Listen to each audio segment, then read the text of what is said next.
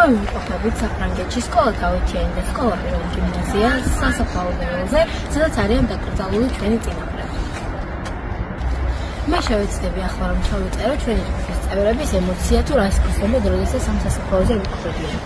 მე გახლავართ ტევე თავითიანის ჟურნალისტი ვიკა ფრუიძე და ჩვენ ახლა ვიმყოფებით ლევენის სასაფლაოზე, სადაც არიან ჩვენი წინაპრები დასაფლავებული.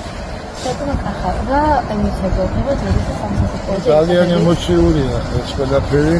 მე ვარ საქართველოს ომის და ჭერების ძალების ვეტერანი. საკების კაპიტალ საფლავი. ნახო ძალიან ემოციურია. დავიღა. მე მივხვდით ჩვენ წინაპრების ზონას და ავაშენოთ ახალი ომავა.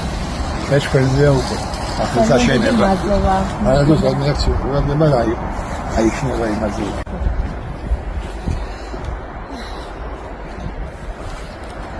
ალბათ თამარი და ემოცია გეუბნებათ, როდესაც ამ სასაფლაოზე ხართ.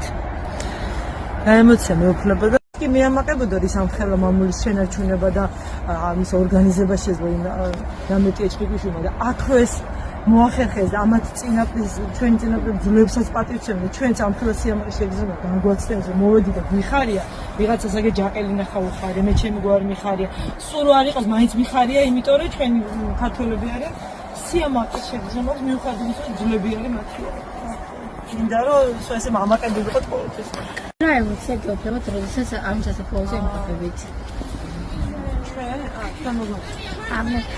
ემოცია არის ნამდვილად განსაკუთრებული და თან ანუ ჩემი მოგვარიც ვიყოვე და არაჩვეულებრივი აი რაღაცა სხვანაირი ვერც კი აღწერ, ვერც კი ვარქვევ სახელს ეს არის ძალიან შთამბეჭდავი აი თითქოს კონტაქტი ემოციური კი არა და აი როგორ ვიქცეთ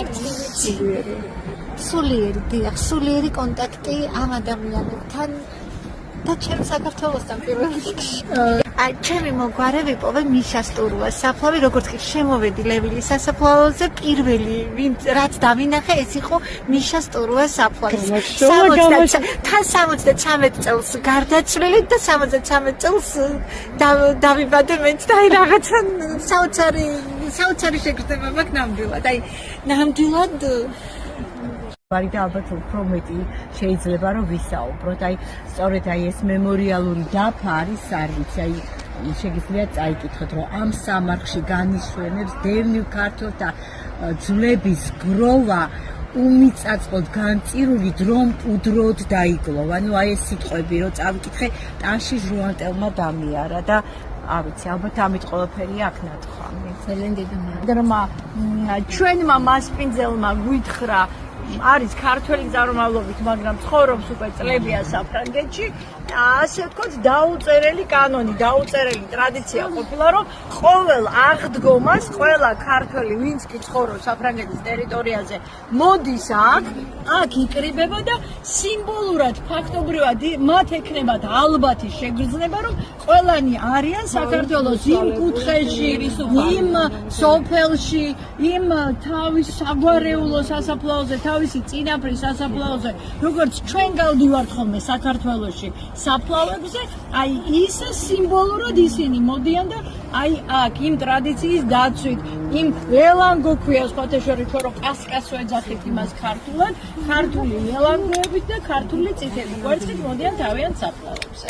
და ძალიან კარგია რომ ჩვენ დღეს აქ ხართ ამ ყველაფერს ეცნობით, იმიტომ რომ ამას შემდეგ გადაცემთ თქვენ შვილებს, ჩვენმა მასპინძელმა გვითხრა არის ქართველი წარმომავლობით, მაგრამ ცხოვრობს უკვე წლებია საფრანგეთში.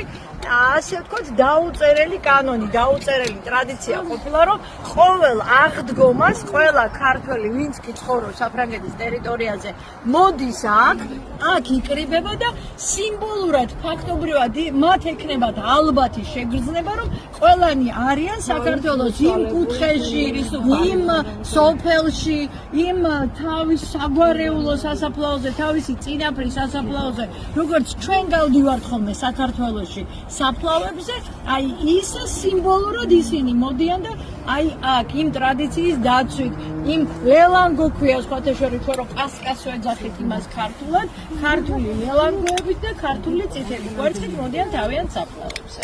და ძალიან კარგია რომ ჩვენ დღეს დღეს აქ ხართ, ამ ყველაფერს ეცნობით, იმიტომ რომ ამას შემდეგ გადაცემთ თქვენ შვილებს, თქვენი შვილები თავიანთ შვილიშვილებს და აი ასე გაგრძელდება ეს ტრადიცია. ძალიან დიდი მადლობა რომ მოხვედით და ძალიან დიდი მადლობა რომ ასეთი კარგები ხართ და ხართ დაინტერესებული